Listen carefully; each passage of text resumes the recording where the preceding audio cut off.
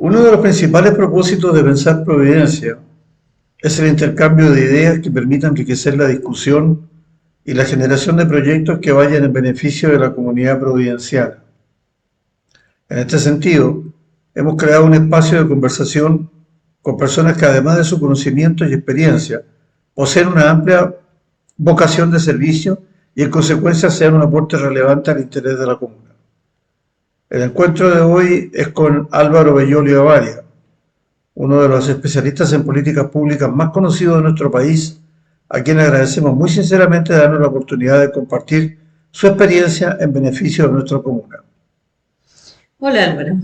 Para comenzar, tú eres la mejor fuente para conocer de tu currículum, así que te solicitamos que seas tú mismo quien te presentes. Gracias a todos los que están viendo, gracias a todos por el tiempo, por la entrevista. Mi nombre es Álvaro Belolio, soy casado, tengo un hijo de 3 años, ya a 4 años, tiene la energía de 1000 soles, es muy rico. Tengo 2 perros además, son bien inquietos, que son más populares que yo en redes sociales. Soy ingeniero civil industrial de la Universidad Católica, tengo un máster en políticas públicas de la Universidad de Chicago y actualmente soy el director de la Escuela de Gobierno de la Universidad Andrés Bello. En esta universidad nos dedicamos principalmente a temas de estudio, gestión pública, administración, modernización, gestión, seguridad. Eso ha sido un poco el fuerte. Hacemos unos 3 diplomados y unos 5 o 6 cursos al año. En mi experiencia en trabajo laboral, yo trabajé en las 2 administraciones del presidente Piñera. En la primera, en el área de coordinación interministerial, en la Secretaría General de la Presidencia, que es un poco los que revisan la agenda de gobierno. Y el segundo año me fui al Ministerio del Interior, trabajé primero a cargo en el Departamento de Extranjería y Migración, y después creamos y el presidente me nombró el primer director del Servicio Nacional de Migraciones. También he trabajado bastante ligado a la academia, algo de consultoría, y un dato rosa, viví varios años en Estados Unidos, cerca de 3 años, y trabajé en el Smithsonian, en los temas de los museos en Washington. Así que ahí fue Oh, una buena experiencia. es que, eh, es que es maravilloso Washington DC en esa, bueno, es maravilloso en todo, pero en esa área es espectacular. Los museos. No, yo trabajé en el área como de patrimonio, hice una pasantía de 2 meses por el Centro de Políticas Culturales de la Universidad de Chicago, y me mandaron para allá, y fue súper interesante, porque ellos no tienen un ministerio de cultura, por así decirlo. Y el concepto de patrimonio, claro, un poco la definición de UNESCO y otro, entonces también siempre me ha interesado mucho los temas como de evaluación de políticas culturales, de mostrar el impacto económico o el tema de industrias creativas u otras cosas. Creo que además se adaptan a una necesidad que tiene la región y el país, que es bien importante. Eh, para las elecciones de octubre, del próximo mes de octubre, ha presentado la candidatura a consejero regional, CORE, por Santiago 4. Dado el escenario que nuestra región y el país tiene hoy, quien va a ejercer su voto, esperamos, o al menos suponemos, va a observar más detalladamente las proposiciones que presentan los candidatos. Y en ese sentido, eh, ¿cuáles serán tus prioridades y áreas que consideren más relevantes para aportar? A ver, yo veo el tema en el Consejo Regional donde aportar en 3 áreas principales, entendiendo efectivamente cuál es el rol del Consejo y de la gobernación. Uno, el tema seguridad, pero bueno, seguridad te lo dicen todo, así que eso no es tanta, ¿verdad? Pero hay varias cosas que uno sí puede ver desde la perspectiva de gobierno regional. Porque claro, Carabinero y PDI tienen un rol muy relevante en el tema del delito, de la persecución, de otras condiciones, pero en tema de prevención yo creo que hay un rol fundamental. Porque hoy en día se ve que en general las comunas tienden a funcionar de forma bastante independiente en sus respuestas de prevención al delito, o sea, sus patrullas, sus pórticos, sus cámaras, su información. Y a veces cuesta generar una integración entre las distintas comunas. Por ejemplo, en los pórticos, hoy día el acceso a la información para la validación de los pórticos está asociado solo a los autos, por ejemplo, que tienen seguro. Los pórticos no tienen la revisión completa de los autos. Entonces, si hay, por ejemplo, alguien clona una patente u otro, no lo encuentran automáticamente. Solo después que ocurrió un ilícito o un delito, lo que efectivamente es muy tarde. Entonces, yo creo que trabajar a nivel regional, instancias de coordinación entre las distintas comunas para eh, conectividad entre las cámaras, para análisis de inteligencia artificial, para establecer ciertos patrones predictivos de delito, que es un poco el modelo que en su minuto ocupó Inglaterra, e incluso Chicago, es un tema que tiene sentido desarrollarlo a nivel regional.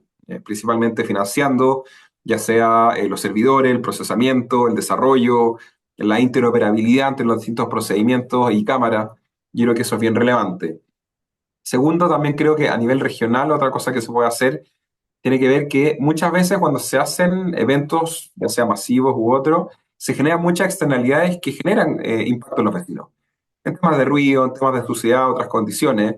Entonces, ahí hay un rol que tiene el privado de coordinar internamente, pero que se hace cargo de la diferencia entre en llegar al lugar u otro. Por ejemplo, pasa mucho con los conciertos en el Estadio Nacional, dentro del distrito hasta Ñuñoa. El Estadio Nacional adentro tiene cierto nivel de seguridad privada y limpieza, pero afuera, claro, son carabineros, pero pasarle toda esa responsabilidad al municipio, cuando muchos de estos eventos son regionales, también tiene sentido que haya una integración también a nivel de ciudad. Lo mismo con Fórmula E, con otros eventos que son bien relevantes. Y finalmente, yo creo que también un tema bien importante tiene que ver con cómo generar una ciudad que sea más vibrante, más amable, más entretenida, por así decirlo.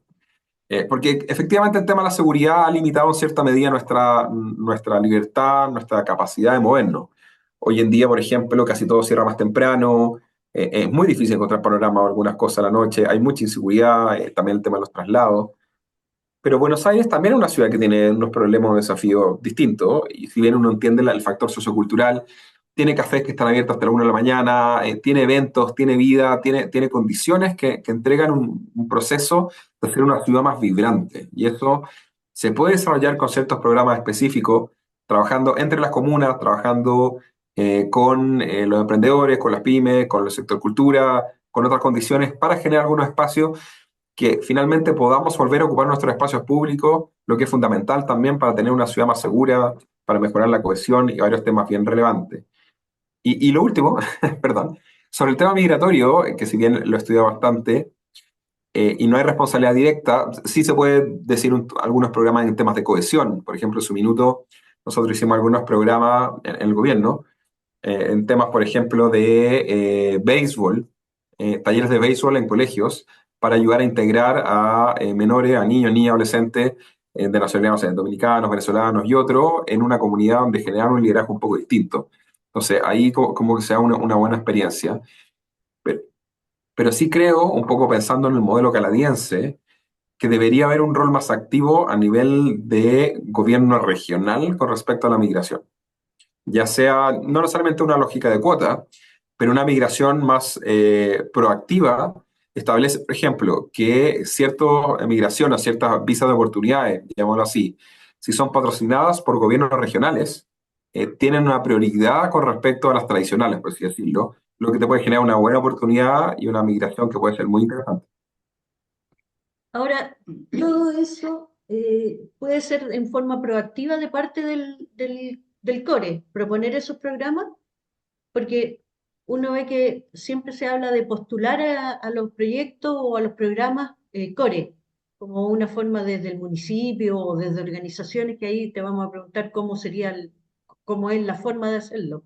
Pero también entonces como CORE en forma proactiva pueden generar proyectos.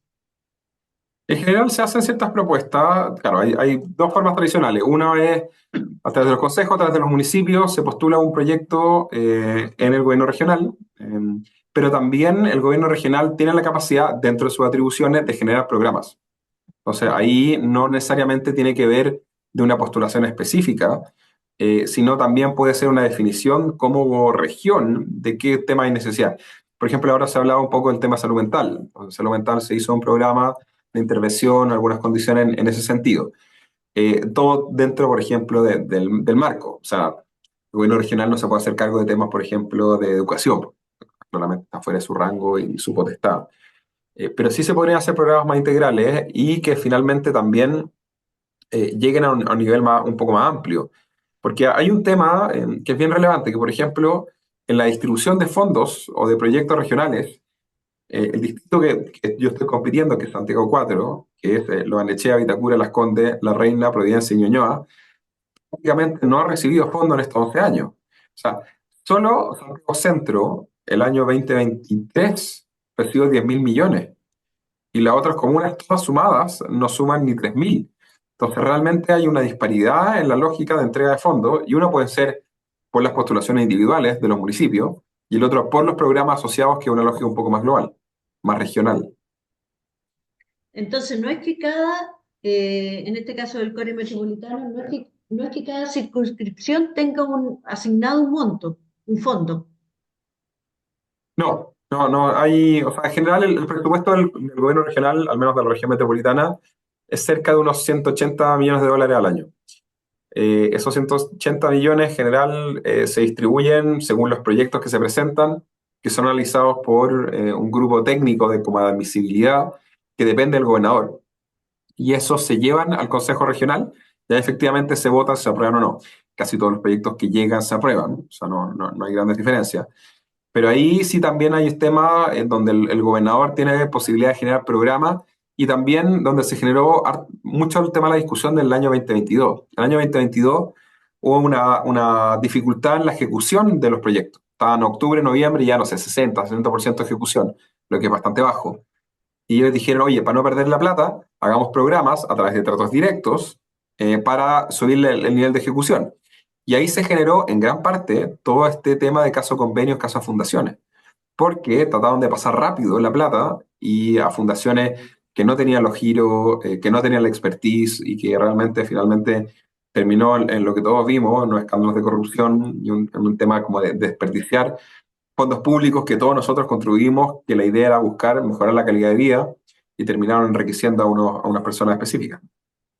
Es decir, fondo que no se utiliza en el presupuesto anual no se asigna. Y eso yo creo que es una mala práctica de el sector público, Sí. porque no genera el incentivo correcto a ser eficiente o austero con los fondos. Entonces, en la práctica, si yo tengo un presupuesto de 100 y ejecuto 90, al año pasado, al año siguiente me dan 90.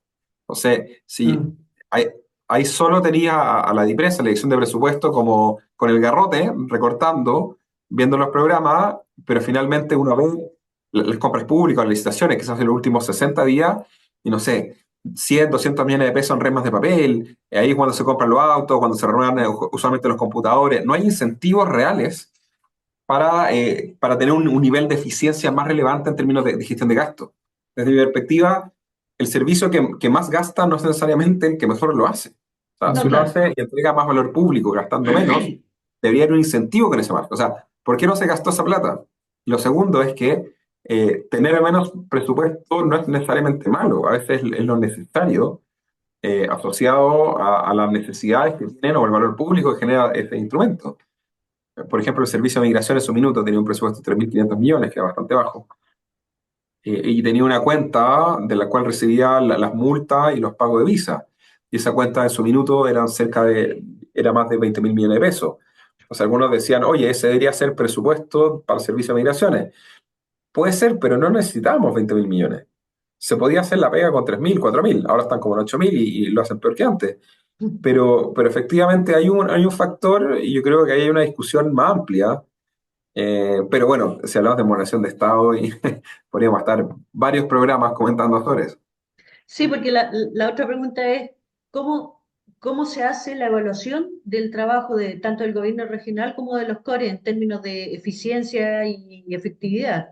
O sea, ¿quién evalúa y qué tan bueno ha sido el trabajo de los core Mm. y del Sí, en core? general el rol del consejero regional es principalmente dos. Uno tiene que ver la aprobación de los proyectos, o sea, se presentan los proyectos y se aprueban o no. Y lo segundo tiene que ver con la fiscalización sobre la ejecución. Entonces, yo ahí creo que hay algunas cosas que deberían ser mínimas. Por ejemplo, para mí es una mala práctica estar generando tratos directos. O sea, si alguien genera constantemente tratos directos, es que no ha generado una buena planificación. Ujú. Pasa mucho a nivel municipal con el tema de la basura, por ejemplo. Si yo siempre digo, si hay un municipio que 2 veces seguidas asigna las licitaciones de la recolección de basura por trato directo, ahí hay algo raro. O muy incompetente o hay un problema de probidad importante. Por lo tanto, debería haber una fiscalización. Yo creo que alguien que constantemente está haciendo tratos directos debería poner su cargo a disposición, porque no tiene la capacidad de hacer una planificación, para hacer una licitación, para hacer un proceso más transparente. O hay Entonces, ahí corrupción. yo creo que son dos temas fundamentales. Uno tiene que ver, claro, qué proyectos se están aprobando y cuál es el costo real. Por ejemplo, ahora se aprobó unos proyectos era la evaluación de un sistema de ciclovía en la región metropolitana por 9.000 millones. Son 10 millones de dólares. Entonces, yo ahí me gustaría ver más información sobre eso, y eso es responsabilidad directa del Consejo Regional que fiscaliza. Y el otro, ver también cómo se fueron votando los proyectos, o sea, porque existe una disparidad entre Santiago Centro, que recibe 10.000 millones, o Las Condes, Vitacura y Barnechea, que han recibido 0 pesos ese año, y en 11 años han recibido no más de 5 o 6 proyectos. Entonces, ahí también yo creo que es relevante que la ciudadanía pregunte qué es lo que está pasando. Pero puntualmente ese proyecto que mencionas tú de ciclovía, ¿ese lo generó el GORE, por ejemplo? Yo entiendo, yo no soy experto en tema vial, pero yo entiendo que la propuesta fue que el gobierno regional quería hacer una integración de los procesos de ciclovía a Sí, nivel regional. Y un tema que es muy importante para el gobernador. El tema de acá, el eje de Alameda y el tema ciclovía es, yo creo, su causa principal. Y ahí generaron efectivamente un proyecto y un trato y salió. Y por 9.000 y se votó y se aprobó efectivamente este monto con ese proyecto. No conozco el detalle ni las personas que lo van a ejecutar, pero quizás sería interesante que hubiera habido un proceso de licitación, un proceso más amplio. Porque finalmente hace poco tiempo vimos el trato directo que hubo con la Fundación Procultura, donde fue por 1.600 millones de pesos a Alberto Larraín, donde no se ejecutaron las condiciones, las boletas de garantía estaban malas, donde 1.000 millones de pesos desaparecieron, por así decirlo, y finalmente no hubo responsable. O sea, ni la persona que aprobó el proyecto, ni quien generó el trato directo, ni efectivamente en el consejo donde se aprobó hubo una responsabilidad real. Y yo creo que ese también es un problema y hay que estar atentos sobre cómo se está gastando la plata regional. ya, pero esos proyectos, cuando tú dices se aprobó y se está ejecutando, ¿esa aprobación es de parte de todos los CORE? O sea, se lleva a votación. Hoy en día la oposición es muy minoritaria. Si no me equivoco, son 11, son como 14, y el Consejo Regional completo son 34. Claro, Y lo que sí se da mucho a nivel de Consejo Regional eh, está orientado a, no sé si llamarlo clientelismo, pero muy asociado a que el CORE siempre prioriza el proyecto en su comuna específica, y a veces eso te genera alguna desigualdad territorial, por decirlo. claro. Y- Lo que no es sí, fácil de corregir en todo caso. Pero Como lo ha mencionado, queda la impresión que los fondos regionales tienen prioridad para proyectos específicos. En realidad, mirándolo desde afuera, se podría creer que se pueden aprobar proyectos con mayor diversidad, entendiendo que los recursos disponibles son bastante importantes. Estamos hablando de millones de dólares. En este sentido, y no sabemos si la pregunta es válida, no se considera que los fondos puedan ser destinados a proyectos de mayor envergadura que además sean mucho más visualizables. Estamos pensando, por ejemplo, en proyectos como el eje Alameda o incluso el que se propuso en alguna oportunidad, el Mapocho Navegable, que aparecía como un interesante aporte al entorno de la ciudad. Bueno, ¿es válida la pregunta? no, totalmente. O sea, fue un poco la lógica de la discusión cuando se creó el cargo de gobernador y el Consejo Regional se hizo electo. No se recuerdan, pero antes existían los CORES, lo que pasa es que no eran electos por votación popular, sino que eran designados según la cantidad de concejales. Estoy hablando año 2009, que pareciera mucho tiempo, pero fue 15 años atrás nomás. Y ahí salieron personas bien interesantes, o sea, estuvo Betty Horst, estuvo la ex subsecretaria de Suldere, María Pastroncoso, que falleció hace algunas semanas. Entonces había gente muy dedicada al tema de desarrollo regional. Yo estoy de acuerdo, o sea, hay temas que claramente tienen que tener una mirada regional y no solo comunal. El más tradicional tiene que ver con lógica de transporte, o sea, un poco, pues no sé, el caso de Providencia. En Providencia son cerca de 200.000 habitantes, pero tiene una población flotante de casi 2 millones de personas, principalmente en los ejes de Tobalaba y en la avenida Providencia. Entonces, ¿cómo uno se hace cargo de eso? Porque no son personas que vivan, no son personas que residen, no son como beneficiarios directos de los servicios de Providencia, pero hay que hacerse cargo también de esta movilidad que sucede todo día. Entonces, ahí, adicionalmente, los gobiernos regionales, especialmente en ciudades que no tienen un alcalde mayor, por así decirlo, a diferencia, no sé, pues, de Chicago, que tiene una ciudad de 5 millones de personas, pero es un alcalde. Acá hay mucho, entonces se necesita un tema de coordinación en tema intercomunas, y ahí tiene transporte, tema de agua también, que es un tema bien relevante, que tampoco me expertise, pero está.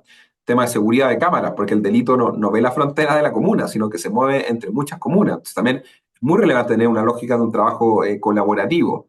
Por ejemplo, Providencia está asociado a Santiago, pero no se conecta con Las Condes o con Vitacura, por ejemplo. Y a Ujú. su vez, Vitacura no está conectado con Huechuraba, entonces uno pasa la pirámide y como que es como un boli, así ya como que cambió la lógica, la persecución del delito. Entonces, tiene que ver con ciertos proyectos. Y también proyectos uno entiende como, no sé, por los eventos masivos que tienen que ver con los festivales musicales, los eventos deportivos, que no son propiamente tal de una comuna, sino que son de la ciudad, los panamericanos, por ejemplo. Cómo acceder a los elementos de la infraestructura, del acceso al evento mismo, de cómo seguir utilizando esa infraestructura, no solo para Ñuñoa, sino también para los vecinos de la región que necesitan ocupar en cierta medida estos espacios. Ahora, esas ideas que tú tienes y que te gustaría obviamente implementar, ¿tú cuentas con presupuesto de alguna forma o cómo se maneja eso para que tú tengas tu equipo de estudio y presentar esos proyectos o cómo se mueve eso dentro del gobierno regional? Una buena pregunta. El consejero regional es de las pocas autoridades públicas, y me parece bien, que no tiene un asesor directo único, por así decirlo. Lo que sí es que dentro del gobierno regional hay distintos analistas que van analizando los proyectos, principalmente por área temática, no por perspectiva más territorial, por así decirlo. Entonces, hay un Ujú. especialista en temas urbanos, hay un especialista en bueno, urbano transporte, en temas de seguridad. En general, todos manejan muy bien lo que tiene que ver con la evaluación de proyectos. Y uno en general, ¿cómo se hace, cómo se presentan los proyectos? La normativa usualmente es, claro, a través del CORE o a través del alcalde o el concejal con distintos grupos o organizaciones, ya sea comunitaria, comité de seguridad, juntas de vecinos o algunos otros instrumentos de la sociedad civil, pueden plantear y pueden postular ciertos proyectos. Ya hay ciertas medidas o cierta información que se puede ver. Hay algunos proyectos designados específicamente, por ejemplo, el 8%. En la web del gobierno regional hay un 8% dedicado solo a temas, proyectos de seguridad, cultura, deporte y me falta un tema adicional, donde, claro, tiene cierta prioridad de estas mismas áreas. Entonces, ahí algo se puede hacer, pero es fundamental en este tema dos cosas. Uno, democratizar y facilitar el acceso a la postulación a proyectos a nivel regional. Entonces, ahí es súper importante cómo baja la información desde el Consejo Regional hacia las comunas, no necesariamente solo a través del alcalde y el concejal, sino la idea es ocupar el músculo de la sociedad civil, de los entes intermedios que son fundamentales para llegar a la ciudadanía. Y segundo, también entregar más información de cuáles son los proyectos que llegaron arriba y cuál es la relación o quiénes están detrás de ellos.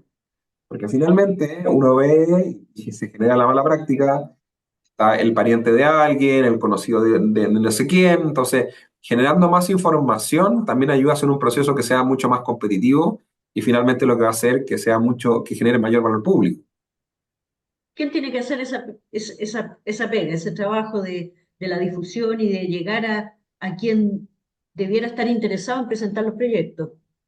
Desde mi punto de vista, debería ser la pega número, no sé si uno, pero al menos dos, del consejero regional. Entonces, la uno es fiscalizar y la dos, efectivamente, es promover la participación ciudadana. Y esto tiene que hacerse con el trabajo con los alcaldes y los consejos municipales. O sea, eso es súper importante. Yo llamo, de hecho, a todos los que nos están viendo, cuando revisen por qué concejal votar, traten de ver qué tanta información entrega el concejal con respecto a los fondos disponibles a nivel municipal y a nivel regional.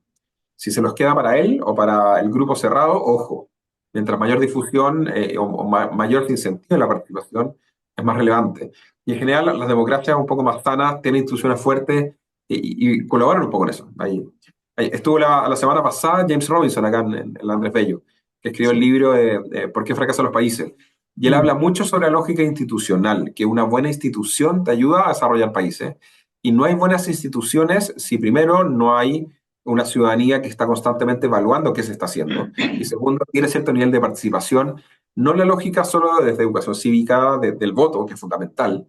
De hecho, y ahí me parece bien ahora la discusión del voto obligatorio, pero también desde la lógica de participar en generar valor público. Y ahí, habiendo 180 millones de dólares, entre que se vaya a Procultura o que vaya un proyecto de cultura o de seguridad en una comuna, yo no me voy a perder. Ahí yo tengo muy claro para dónde tiene que ir la cosa. Mira lo relevante que dices tú, la relación que hay y lo importante es en la elección del concejal, porque muchos creen que el concejal lo único que pega que tiene que hacer es la fiscalización y No, no, consideran no. que no hay cosas proactivas que pueden hacer en bien de los residentes de la comuna y que es algo que nosotros tratamos de difundir lo más posible. Creen que lo único que tienen que hacer es decir si aprueban o no tal proyecto que presenta la administración. No, ahí es fundamental. O sea, yo siempre digo, busquen concejales que sean, o sea, que primero que sepan trabajar en equipo, porque eso también ayuda a generar proyectos más amplios y la lógica un poco de los proyectos de desarrollo regional apuntan a eso. Pero segundo, también que sean proactivos, o sea, tienen que ver cuáles son las necesidades concretas y darle una bajada, desde el FONDEBE, que son los proyectos que tienen que ver a nivel comunal, hasta los proyectos más regionales. Y ahí eso es pura colaboración, por así decirlo. Bueno, en todo caso, más que una pregunta, es un comentario sobre lo que acabas de decir.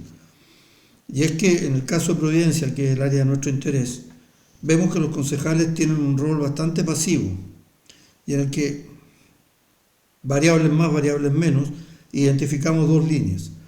La primera yo diría que es una casi nula participación en el diseño y evaluación de los proyectos municipales, en el que el rol principal lo tienen siempre los funcionarios y que a menudo con información que no necesariamente incluye los requerimientos de la comunidad. Y valga decirlo en este punto, la comunidad ha sido frecuentemente ignorada en la toma de decisiones del municipio. Y en segundo lugar diría que salvo excepciones de todos conocidas, la ausencia de incentivos y apoyo a la participación providenciana, donde quizás el ejemplo más representativo está expresado en que 11 de las 25 juntas de vecinos estén inactivas. Bueno, y por eso estamos haciendo votos porque el nuevo contingente de concejales sea bastante más activo en la participación ciudadana. En el tema de participación hay varias cosas. En general, por lo menos nosotros cuando estábamos creando servicios, el reglamento tuvo que pasar por un proceso de consulta pública. El tema de consulta pública, y a veces te venden la cuchufleta y te hacen un proceso online que no lo ve nadie, que no tiene difusión, que está disponible 3 días y finalmente es muy poco representativo. Sin embargo, claro, sí significa que se pueden ocupar cierta tecnología. Hoy en día la pandemia cambió un poco la forma en que trabajamos, que nos relacionamos. De hecho, ahora estamos en Zoom, lo que es muy cómodo también. Esto en la universidad. Entonces, puede haber cierta medida de participación ocupando herramientas digitales, pero es importante la masificación de la participación, o al menos la oportunidad. Por eso, en el sentido, yo creo que es positivo, desde mi punto de vista, el tema del voto obligatorio, porque va a incentivar también un poco de movilizar más recursos en algunas cosas que se perdieron. Yo, por ejemplo, soy gran defensor también del tema de la educación cívica, algo que se dejó fuera en la educación escolar. Y de hecho, nosotros justo en la Universidad Andrés Bello, hace un par de días nomás, sacamos un estudio de movilidad. Y el estudio de movilidad decía que en general, mi generación, o sea, 35 a 50 años, está mejor que la generación de sus padres, excepto en dos temas. Tres temas, en verdad.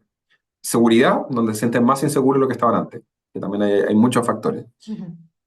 Dos, tiene que ver con el tema de la vivienda propia, pero eso es una discusión mucho más amplia y a un nivel un poco más global. Y tercero, tiene que ver con la participación cívica. O sea, se ha perdido una lógica de una participación cívica de una generación post-democracia, por así decirlo, post del clivaje del retorno a la democracia en el año 89, donde la generación anterior valoraba mucho la democracia y la participación, porque además tuvo 17 años una dictadura que era muy difícil hacer la transición. Entonces, ahí yo creo que hay un tema un poquito más de sociedad. Y ojo, eso sí podría ser un proyecto más, un programa más regional, entendiendo las bases, entendiendo que efectivamente la lógica sea de avanzar a tener ciudadanos y no solo consumidores. Y eso es fundamental para generar una sociedad más sana. Eh, Interesante. Estoy mezclando varios temas, eso sí, ¿no?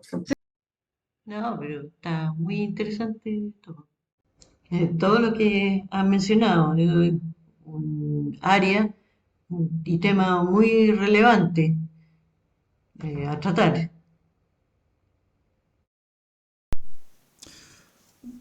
Muy interesante lo que has mencionado, Álvaro. Diríamos que es una cuestión medular de este asunto. Y en este sentido, y volviendo a Providencia, donde al igual que a nivel nacional se ha perdido el interés por la participación cívica, y esto entendemos, o creemos en realidad, que es en parte debido a que ya no se enseña la educación, la educación cívica, la educación media, tal como lo mencionaste, y en parte porque a quien le corresponde promoverla tampoco lo hace. Si nosotros, por ejemplo, revisamos las actividades que hace nuestro municipio, veremos que son virtualmente pura farándula. Sin formación y participación cívica favorece que ciertos partidos políticos, y eso no es ninguna novedad, y movimientos se tomen el rol de ser tutores de una masa crítica que es fácilmente influenciable y en consecuencia, con esta intromisión de variables exógenas, las prioridades de la comunidad se diluyen frente a la introducción de fines que no necesariamente comparten los objetivos de, por ejemplo, proyectos que deberían tener como propósito principal el bienestar comunitario o de una sociedad en general. Y aquí la pregunta del millón. ¿Crees tú, o sabes tú, si se puede distinguir la ruta de un proyecto filtrando estas variables a que hemos hecho mención? Supongo que no será muy complicada la cuestión, pero la consideramos vital. Sí, efectivamente ahí se puede. Yo acá levantaría varias cosas. Uno, estoy de acuerdo. De hecho, hace poco también salió otra encuesta. 60% consideraba que la elección o los consejeros regionales eran intrascendentes. 60%, o sea, bastante alto. Yo hice un tema interno. Casi todas las personas que toman la decisión de por qué consejero regional votar, la toman en las últimas 72 horas antes de la elección. O sea, pues algunos me dicen, oye, ¿por qué no estáis todo el día ahora full en la campaña, en la calle? Bueno, uno, porque tengo que trabajar también.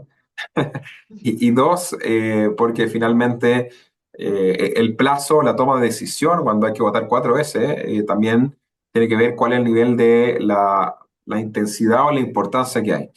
Y yo ahí veo varias cosas. Uno, comparto totalmente. O sea, el rol del concejal no es solo votar o fiscalizar o algo. Tiene un rol relevante porque finalmente es la primera cara de la ciudadanía ante el Estado. Entonces, ahí hay un rol público de creación de valor importante.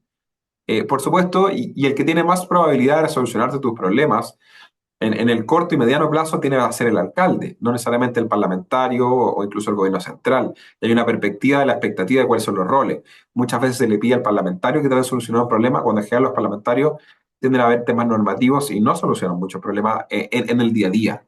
Sí. Si hay temas fundamentales, presupuesto, leyes, tienen que ver con educación o condiciones.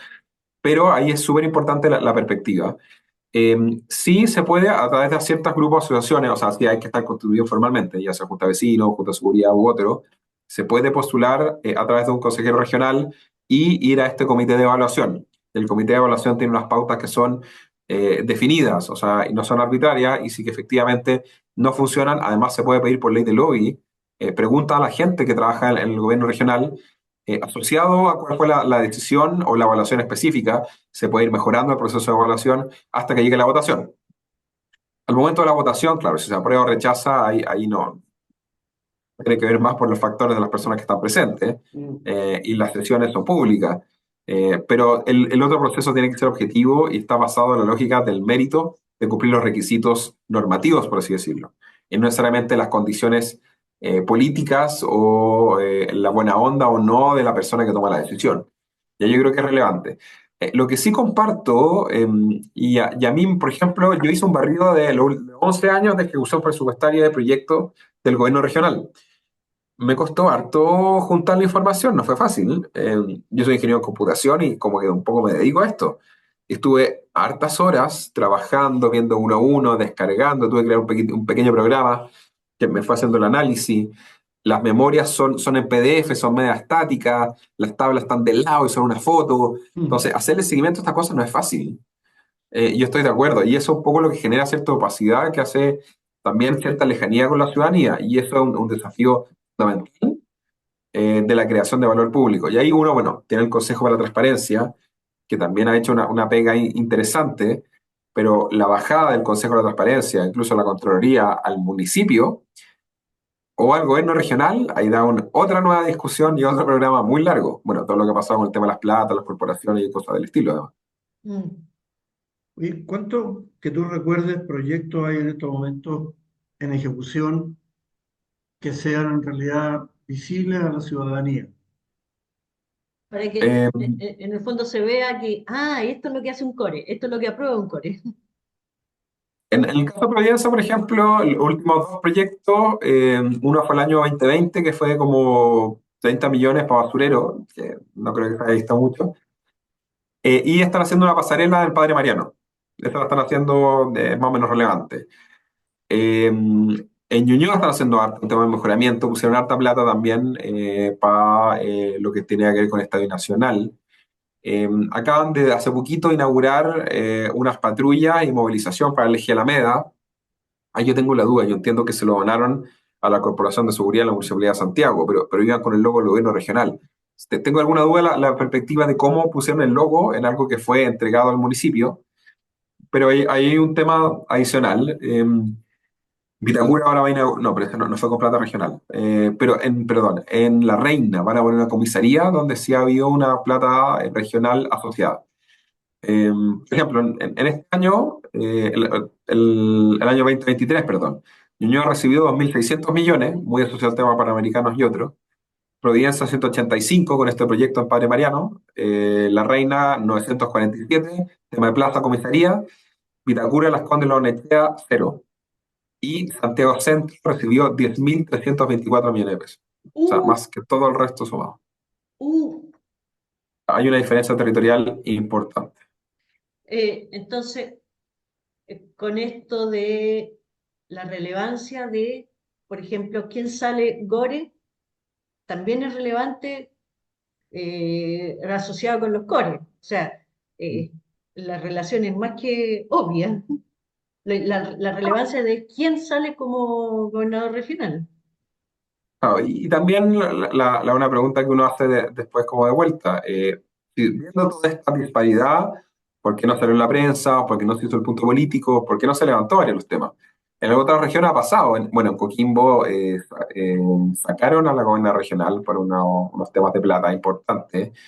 Hay varios gobernadores que están muy complicados y que algunos se han levantado, pero en la región metropolitana hubo muy poco ruido con este tema, incluso con el traspaso de 1.600 millones a Procultura. 1.600 millones es mucha plata. Es muchísimo. Entonces ahí hay que ver justamente, o sea, es parte de un CEFAM, es un proyecto importante, donde finalmente desaparecieron 1.000 millones y dice, no sé, como que nadie se hizo responsable. Entonces, yo creo también uno, generar y apoyar los proyectos, generar la transparencia, pero generar también el liderazgo para parar los carros, porque finalmente, cuando uno, esto es muy, igual estudié varios años en Estados Unidos, debo reconocer, tengo un pequeño cejo ahí.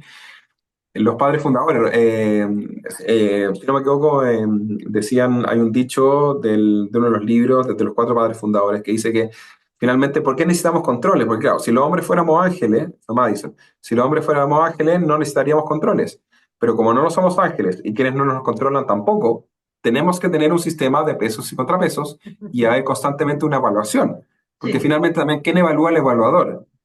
Uno tiene, claro, el poder en la ciudadanía, que ellos se pronuncian y votan por una persona, pero ¿quién evalúa si se hace bien la pega o no, si asistió o no, cómo votó, los proyectos que presentó, con qué estaban asociados? ¿Hay algunos familiares o amigos o no? Y hoy en día hay ciertas instituciones que hacen esa revisión, pero uno se llevaría bastante sorpresa y por eso cayeron varios. En la Araucanía, en Biobío, en Coquimbo, en Tarapacá, la RM no fue el nivel del otro. Entonces yo creo que es importante entender para qué vamos a ocupar la plata, porque esto no solo para el público, también la confianza en la institución. Y algo que también han visto en las encuestas y que a mí me preocupa, que cada vez más el respeto o la valoración a la democracia va disminuyendo. Y eso, al menos en nuestro continente, ha terminado muy mal. Bueno, es un drama lo que está viviendo el continente con la democracia, o sea, perdió. cada día se pierde más. Y ahí apuntaba a la pregunta que habíamos visto con Alejandra, para hacerte cómo se ve este país ahora, dado el entorno que se está desarrollando. Porque por un lado hemos tenido una masa migratoria enorme, muy diferente a lo que era Chile hace 5 años. Sí. Por todo lo que tú has comentado, que te hemos seguido con las entrevistas que dábamos Chati y a otras personas, eh, este país cambió notablemente por gente que es muy diferente y mucha gente que no viene a Chile a hacer cosas buenas, sino que a hacer cosas malas.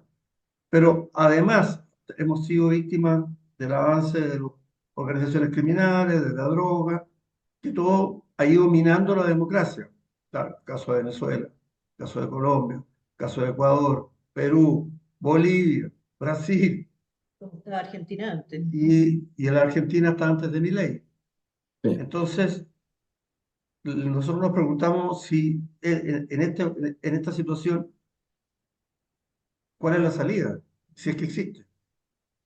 Sí, en el tema migratorio, yo creo que hay un tema fundamental, porque la discusión en general se centra mucho en el control fronterizo y en la expulsión o no, que es un punto ya relevante y el gobierno lo hace mal y antes también hubo muchas dificultades. Y es caro y no muchos países lo hacen bien, y hay un componente geográfico, perfecto. Pero si hay un componente que depende 100% de la autoridad de turno, y acá yo quiero hacer un poquito un paralelo con lo que está pasando hoy en día en Gran Bretaña. Gran Bretaña tiene un gran problema, una gran discusión, y que se dio también post-elecciones, donde cambió el laborismo, después de muchos años de gobiernos conservadores, algunos buenos, otros no tanto. Y hoy en día se habla que en Gran Bretaña hay un concepto, ellos llaman el two-tier policy, finalmente que hay una política como de dos niveles o una política distinta. Ellos lo difieren entre los inmigrantes musulmanes, que consideran que por su cosmovisión tienen que tener un sistema de justicia o una validación social distinta a los británicos nativos, por así decirlo. Entonces, si un británico nativo critica esto, van con todo contra él. Pero el otro, en los casos, en los múltiples casos que han habido de abuso, de inseguridad y otros, prácticamente no hay sentencia por esta perspectiva sociocultural, que yo creo que es bastante grave. Entonces, yo creo que acá en Chile el principio de igualdad ante la ley es fundamental. Y eso en muchos casos no se funciona. Y nosotros hicimos una encuesta hace 2 años. A mí me gustan las encuestas. Cuando estudié en Chicago estudié metodología de encuestas, que hago encuestas y estadísticas, dos cosas que me encantan, que un poco perno, pero a mí me gustan estos temas. Y hicimos la encuesta y les preguntamos a los migrantes, ¿por qué ingresan clandestinamente a Chile? Y finalmente eran 3 temas. Y yo creo que estos 3 son fundamentales. Uno, es fácil trabajar en Chile sin autorización. Ahí hay cerca de 125.000 extranjeros que trabajan en aplicaciones de reparto, la gran mayoría irregulares. Y de hecho en el norte el fiscal de Tarapacá dijo que el Tren de Aragua compra motos, la arrienda esto a ilegales para que ellos mapeen los territorios, porque como recorren todos los lugares van haciendo los mapas, entonces van entregando información. Así que bueno, yo cambié mi nombre a la aplicación de reparto y prácticamente no la ocupo, pero entiendo que eso. Número dos, porque creen que no hay una sanción real al ingresar clandestinamente versus entrar legal. Y tres, porque creen que igual les van a dar visa. Y tienen un poco de razón en los últimos 2 puntos. Hoy en día, el extranjero que ingresó clandestinamente, según el decreto Junji, que sigue vigente a la fecha, si él no tiene carnet de identidad, su hijo tiene prioridad número 1 para entrar al jardín infantil. Por sobre el hijo de una madre adolescente que tiene prioridad 2. Por sobre el hijo de una madre adolescente chilena.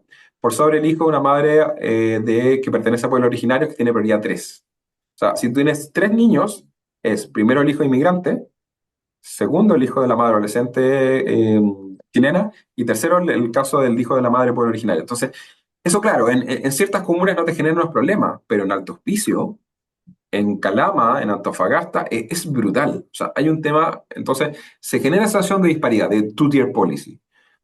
Caso FONASA, en los últimos 5 años han llegado más de 800.000 migrantes al sistema, de los cuales 533.000 entregan 0 pesos a FONASA. Entonces, FONASA en los últimos 5 años se ha hecho cargo de casi 1 millón de nuevos usuarios, los cuales la mitad no cotiza. Y eso es muy, tremendamente complejo. Los dejan trabajar sin autorización. Y no solo eso, el gobierno ha establecido con la política migratoria que si ellos entraron irregulares, pero trabajan, les van a dar una visa. Entonces están premiando que trabajen irregularmente, lo que además ha generado en ciertas regiones, en ciertos oficios, que presionan los salarios a la baja. En servicio, en temporero, en gastronomía, en otro. lo que también te genera problemas de cohesión y problemas de tensión en la agricultura, en la construcción. Entonces, todo este tema de generar una política de privilegios hacia quien no cumple la norma en desmedro de los nacionales y los que sí pidieron visa es insostenible.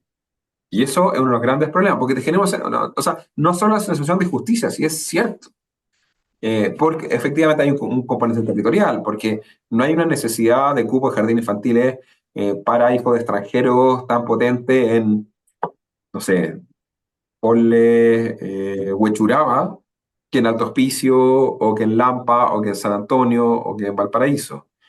Bueno, y también el tema del crimen organizado, también tenemos para otro capítulo si quieren ver. Fíjense, gran parte del crecimiento de los nuevos campamentos, especialmente de extranjeros, campamentos y tomas, son en comunas cerca de puertos. Arica, Alto Hospicio Iquique, Antofagasta, San Antonio, Valparaíso, porque se ocupan de bodegas para sacar Sí, droga a través de los puertos chilenos. se entiende por Entonces, qué. ahí hay una relación directa. Entonces, no es casual que el crecimiento de los campamentos de Alto Moya y La Mula en Alto Hospicio sea solo por una, como espontáneo. O sea, hay una planificación de que en algunos casos se ocupan estos como bodega para el narcotráfico.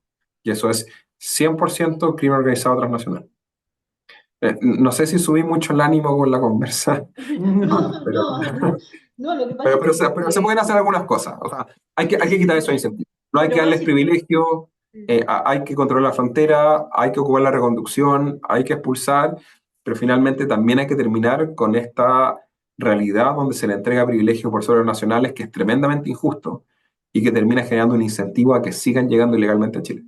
pero básicamente toda solución pasa por cambiar la política migratoria, no, de aplicarla. En no, parte sí. no hay otra. Eh, Ojo, la política migratoria es decisión administrativa, o sea, depende del gobierno. Pero claro, la resolución, por ejemplo, que le entrega una potestad normativa a Bolivia que rechace las reconducciones, se cambia en un día.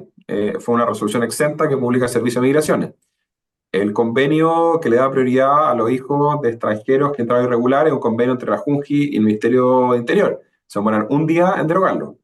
Sobre el tema de que las Fuerzas Armadas no tienen potestad para devolver a extranjeros en frontera, claro, tiene que pasar por Contraloría, 2 semanas, pero son medidas de muy corto plazo. No necesitáis Sí, proyecto de ley, sí, sí, no necesitáis reforma tributaria, necesitáis pura voluntad. pero necesitan la intención, la voluntad del gobierno central para hacerlo. Sí, 100%. Pero este gobierno no lo hace O sea, porque No lo va a no es hacer. una cuestión de cuestiones de que, por ejemplo, el municipio no tenga que darle prioridad porque, o FONASA no pueda darle prioridad a uno u otro. No es cuestión de ahí, es cuestión del No, gobierno es central. 100% gobierno central. Lo bueno, que yo cuando sí se dice que creo, la migración es un derecho, ah, hay que y cerrar ahí todas las puertas. y es bien claro también las condiciones. Al final, los tratados internacionales te dicen que el derecho a migrar se entiende como que tú puedas entrar y salir de tu propio país, cosa que es razonable, y que si un país te admite cumpliendo su normativa, tú puedas moverte libremente a través de él y salir, pero no establece que cualquiera tiene el derecho a entrar a cualquier país. Entonces, Bueno, pero ahí claramente juega. sí. Oye, tú que conoces bien el tema, ¿cómo lo ves comparado con el caso de Estados Unidos, que tiene una migración mucho más, claro, ilegal que Chile, pero sigue sobreviviendo a pesar que ya el 40% de la población norteamericana es latina? Mm. No, el caso de la migración a Estados Unidos, bueno, ha aumentado bastante en el último año. Ellos pasaron y tienen una extensión territorial gigantesca. Lo que pasa es que también hay bastante disparidad dentro del mismo Estados Unidos. O sea, es muy distinto estar en Carolina del Sur a estar en California o en otras condiciones. Yo veo que en Estados Unidos en la práctica son tres países en uno, y tres países súper distintos. Uno tiene un poco las costas, en Mm. California y otro, donde no hay tanta presión migratoria, aun cuando en California eventualmente se desvían hacia allá. El tema de los homeless en California es muy intenso, especialmente en San Francisco. De hecho, yo hice también un proyecto en Chicago y en invierno, que el invierno en Chicago es duro, -30 grados. Lo enviaban en buses a San Francisco y después de San Francisco lo enviaban en buses de vuelta y estaban así constantemente, y esa era como su política para personas en situación de calle, o sea, un desastre. Entonces, ahí hay un tema. Otro que en general, el migrante que va a Estados Unidos sí tiene mucha intensidad de trabajo informal. Y en Estados Unidos, especialmente en países más desarrollados, el trabajo no calificado es muy bien remunerado. Entonces, eso sigue siendo un incentivo muy, muy grande. En Chile no es tan bien remunerado como allá. O sea, allá alguien trabajando en la agricultura, pero en servicios básicos, en temas de construcción, en temas, o sea, me acuerdo, yo estaba viendo allá y veía a mi amigos gringos que no sé, po, el water no tiraba la cadena y era que se había soltado la cadenita nomás, que cargaba la palanca con el motor. Les cobraban $100 por amarrarle eso, $100. Y uno se demora 2 minutos en arreglarlo. Claro. Entonces, bueno, uno encontraba que nosotros los latinos éramos casi que unos expertos constructores porque sabíamos algunas cosas básicas, o sea, no sé, poner un cuadro en la muralla, ¿cachai? O poner un enchufe. Herramientas y cosas que antes se enseñaban en los colegios y ya no se enseñan. Eh, y todas esas cosas generan que siga habiendo cierta presión, pero también ahí sí genera cierta tensión. Lo que pasa es que, al menos, una de las ventajas que ha habido en Chile y también en Estados Unidos, que la cosmovisión de los migrantes que llega es bastante similar. O sea, es una visión, en cierto modo, judeo-cristiana, hay cierta diferencia de idioma, pero una tradición práctica o razonable que permite integrarse. Pero en Europa, con la migración, especialmente la migración más árabe-musulmana, eso está generando un choque cultural gigantesco. Y ahí hay otra discusión sobre una lógica más de la integración o la multiculturalidad. ¿Hasta qué punto yo integro? ¿Hasta qué punto yo respeto sus creencias? ¿Pero hasta qué punto también defiendo mis normas? Y eso es Ujú. el gran problema hoy en día hay en Gran Bretaña. O sea, ellos claramente, por el respeto a la cultura o a las características socioculturales de ciertos migrantes con cierta religión, están pasando allá el derecho del resto o están haciendo leyes paralelas. Y eso no va a terminar bien. Sí. Sí, sobre todo en países nórdicos donde el golpe ha sido extraordinariamente fuerte. Es- En en Suecia, Suecia Finlandia. es increíble el tema pendular como ha vuelto, increíble. Sí, Sí. en Alemania están muy Bien, complicados. Bueno, increíble. Alemania está llena de turcos. Casi ya no quedan alemanes en Alemania. Sí. Uy, No, eso también da para hablar una hora más, en todo caso. no, Hay encantado, una pero gran no cantidad. sé cuán cansados te tenemos, ¿no? No, yo Eh, tengo que pasar a ver a mi hijo, le prometí que íbamos a hacer un volcán como de papel maché. Ese es Ah, todo mi panorama por ahí. ya. bien. Oye, volviendo a esto del cobre y de los proyectos, y haciéndolo algo bastante pedestre y concreto, un ejemplo. Se habla mucho, y de hecho tú lo mencionaste, que por Providencia pasan 2 millones de personas. La fuente todavía no la he podido encontrar. Exactamente qué estudios se tiene acerca de eso. No sé si en la población flotante de, por ejemplo, de comercio, oficina, en alguna parte tiene que estar, pero no la he encontrado. En general, se ocupan dos cosas. Uno, es por la cantidad de viajes del metro que termina en estación Tobalaba. Esa es la, Ya, la más común que la que se ocupa. Eso, ahí tenía 1 millón. ya. Y el resto es principalmente por tránsito. Ahora bien, puede ser que esos dos, o sea, más allá de 2 millones de personas son 2 millones de viajes. Entonces, Ah, puede ya, haber ya, gente que... ya, Entonces, pero está asociado a eso. ya. Pero, por ejemplo, tomando esa cifra, que es la que normalmente se utiliza, una preocupación nuestra, que nosotros somos usuarios de parque porque tenemos perros y paseamos mucho, es la cuestión de baños públicos, por ejemplo. No existen en Providencia baños públicos y que, dado la población flotante, uno tiende a pensar que esa gente necesita, si no va a oficinas a trabajar, necesita, al circular por la comuna, sus necesidades. Bueno, Por ejemplo, eso sería un buen proyecto para que se gestionara en el gobierno regional a través del CORE o del consejo del municipio o de alguna forma gestionar la instalación, la construcción de baños públicos para toda esta Sí. población flotante. Ahí yo veo dos proyectos distintos en uno. Uno más sencillo que otro, uno que calza perfecto y es de fácil ejecución y fácil aprobación, y otro que es más difícil. El que es sencillo es la construcción de los baños, porque infraestructura y otra. Entonces, construirlos es Sí. fácil. Ahora, la segunda pregunta es la mantención y el aseo. Ujú. Eso en general es un poquito más complejo. Desde Sí, mi claro. perspectiva, lo segundo debería pasar al municipio. Pero te pasa, por ejemplo, el caso, bueno, es Ñuñoa.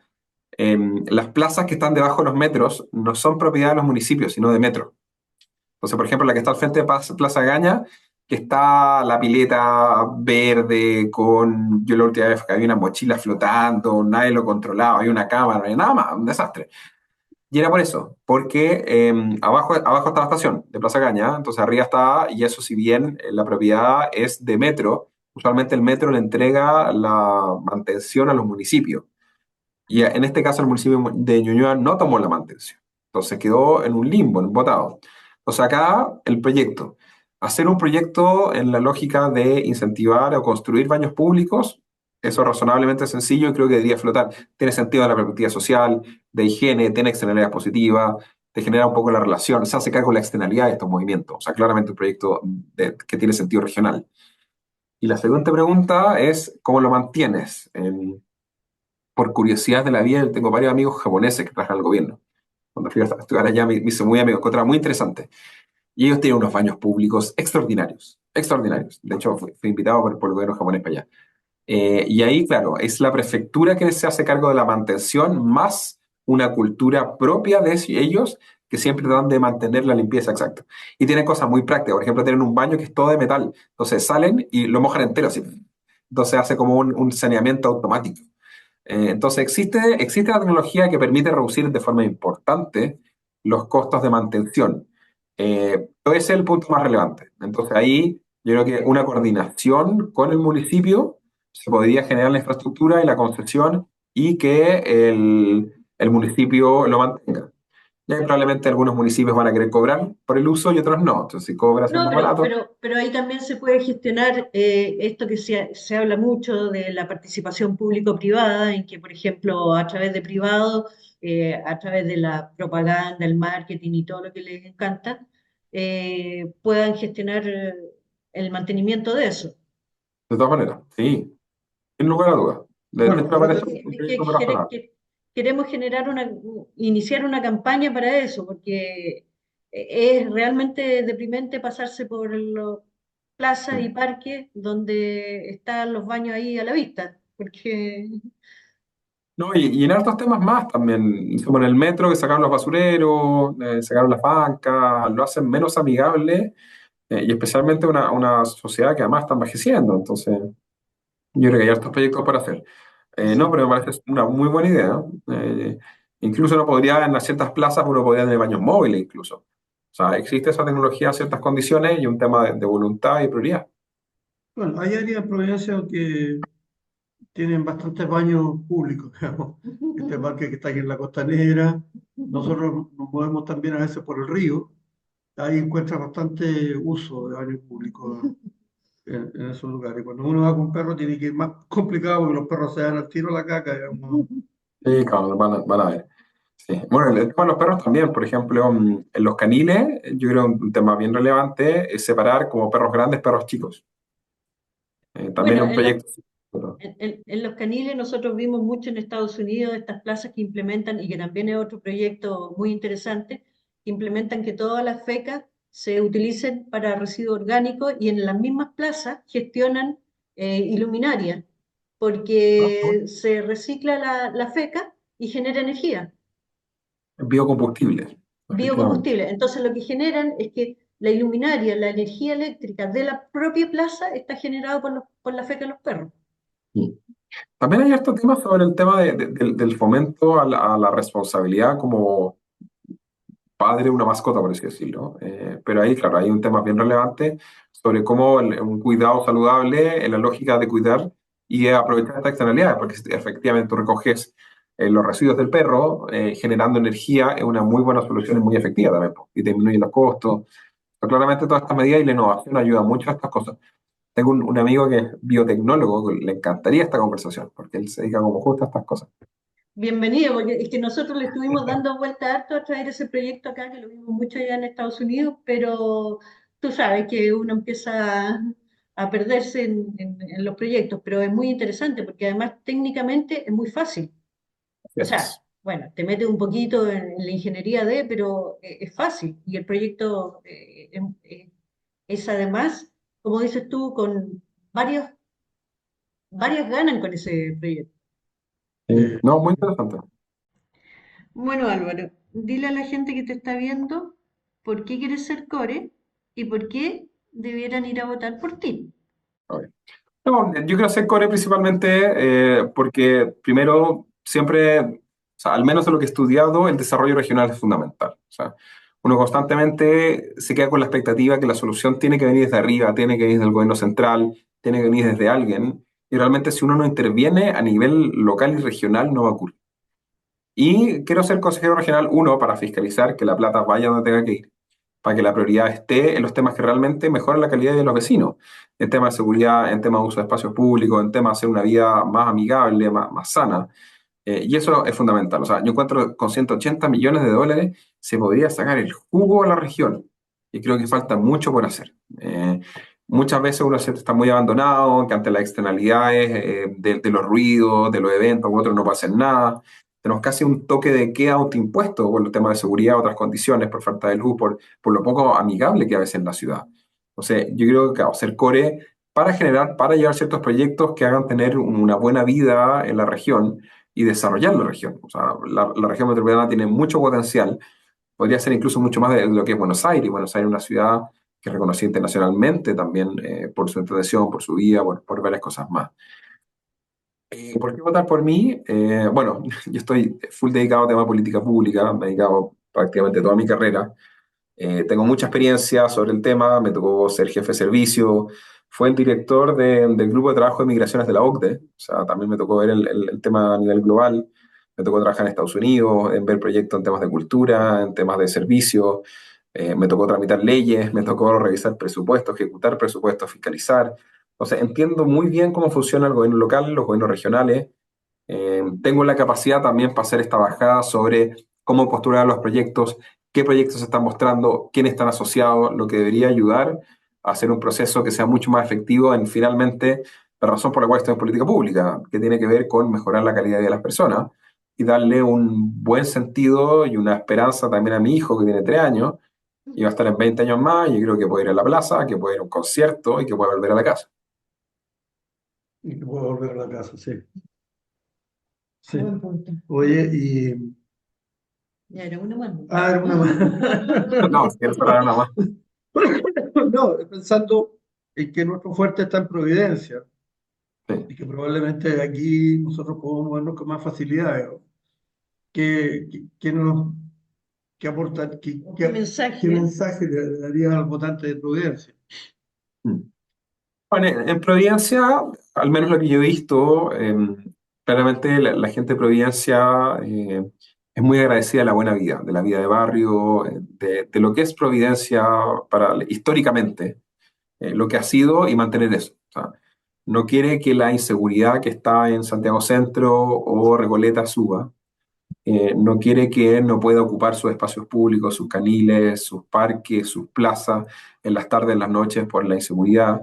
Quiere que esté limpio, quiere que funcione bien, quiere que haya agua para los perros, que los caniles estén divididos y generar también cierta coordinación y principalmente también que no nos peleemos entre nosotros. O sea, al final el rol principal no es la victoria política pequeña, sino establecer cómo hacer una ciudad más cohesionada, más amigable y también que tengamos tiempo para disfrutar de nuestra vida, o sea, de estar con nuestra familia, de estar con nuestras mascotas, de aprovechar el tiempo libre y no estar encerrado en la casa.